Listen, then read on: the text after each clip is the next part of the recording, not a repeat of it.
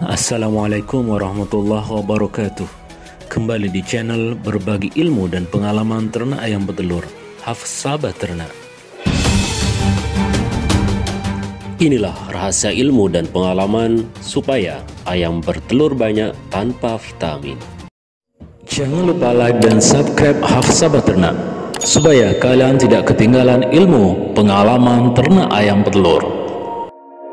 Siap juragan.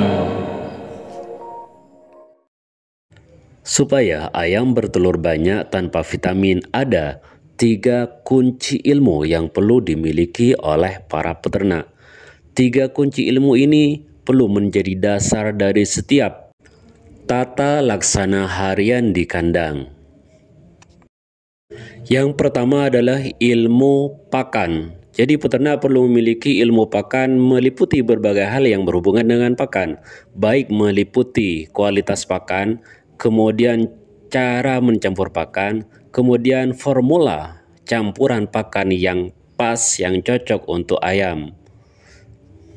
Di dalam memilih pakan, maka pilihlah pakan karena kualitasnya. Jangan memandang harga, karena terkadang harga murah kualitas jelek. Maka pilihlah dengan kualitas bagus, protein tinggi, yaitu protein 36, kemudian pilih campuran yang paling tepat, yang paling sesuai dengan kondisi kandang para peternak.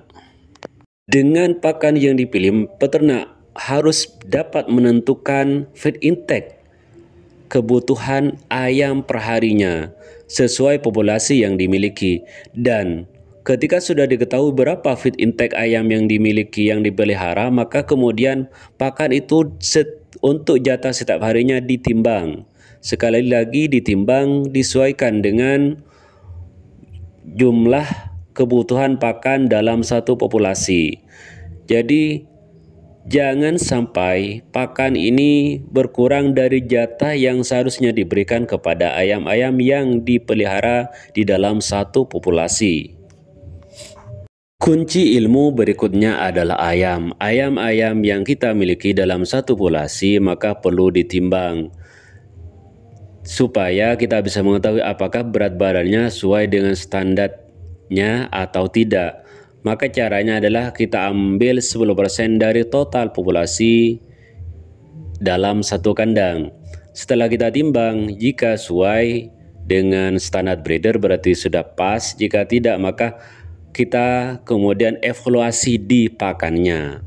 Jadi pakan dengan ayam itu erat hubungannya. Jika feed intake-nya masuk berarti berat badannya sesuai dengan standarnya, kecuali ada permasalahan karena ektoparasit atau penyakit lainnya. Kemudian ayam ditimbang itu penting karena telur juga ditentukan oleh standar atau tidaknya berat badan yang dimiliki oleh ayam. Jika standar berat badan ayam sesuai dengan yang ditetapkan breeder, maka tentu hasil produksinya, hasil telur yang diperoleh dari ayam-ayam tersebut akan sama sesuai standar yang telah ditetapkan oleh breedernya. Kemudian jika ada permasalahan di berat badan, maka koreksi di pakannya.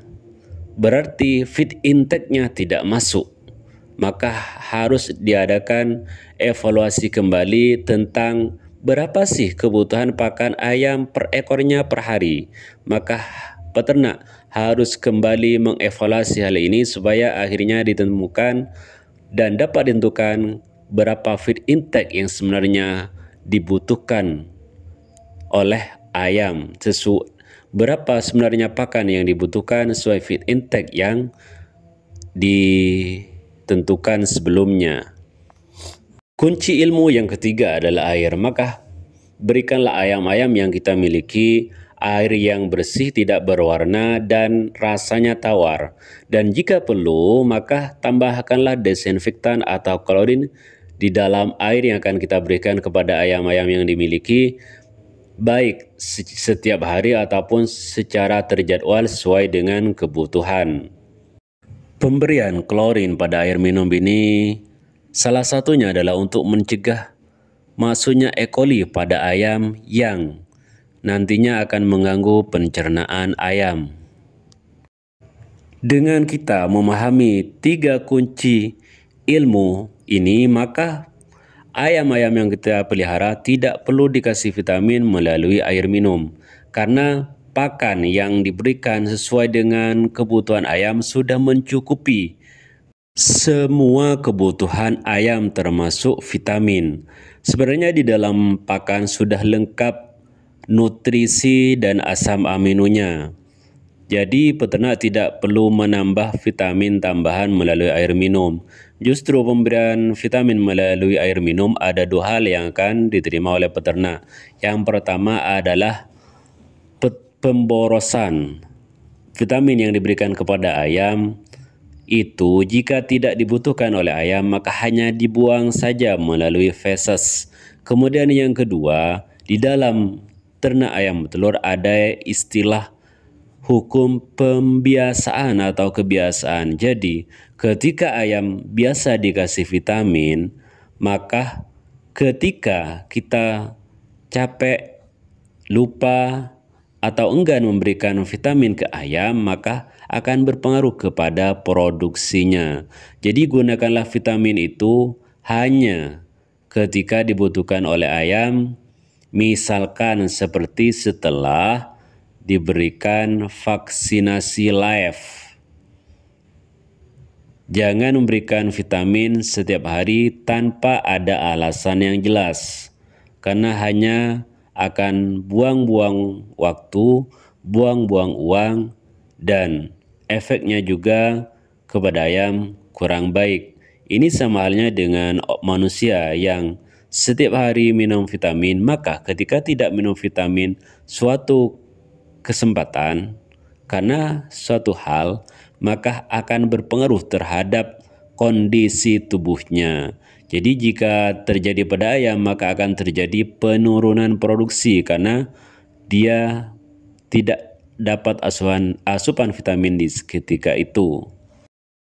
Sampai di sini ilmu dan pengalaman di video ini, semoga barokah dan bermanfaat. Akhiran, Assalamualaikum warahmatullahi wabarakatuh.